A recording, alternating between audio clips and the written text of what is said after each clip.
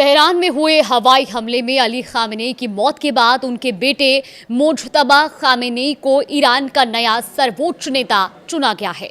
नमस्कार, आप देख रहे हैं न्यूज़ 18 का डिजिटल प्लेटफॉर्म और मैं हूं आपके साथ जागृति खंतवाल।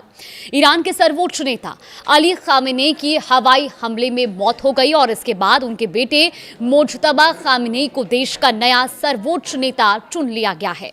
सरकारी मीडिया के मुताबिक 28 फरवरी को तेहरान में हुए हवाई हमले के दौरान अली खामेनेई के दफ्तर को निशाना बनाया गया और उसी हमले में 86 साल के खामेनेई की जान चली गई। सरकार ने कहा कि यह हमला खास तौर पर सरकारी ठिकानों पर किया गया था।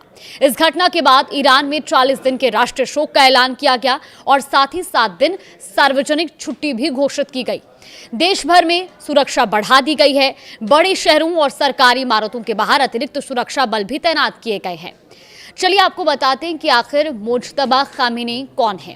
दरअसल मुज्तबा खामेनेई का जन्म 1969 में मशहद शहर में हुआ था और उन्होंने धार्मिक माहौल में शिक्षा पाई।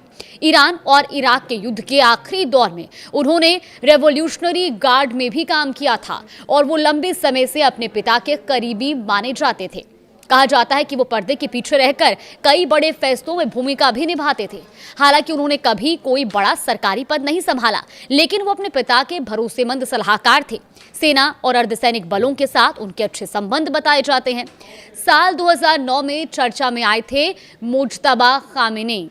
जी हाँ, दरअसल साल 2009 में हुए विरोध प्रदर्शनों के समय भी उनका नाम चर्चा में आया था। कुछ लोगों का आरोप था कि उन्होंने प्रदर्शन को सख्ती से दबाने में भूमिका निभाई।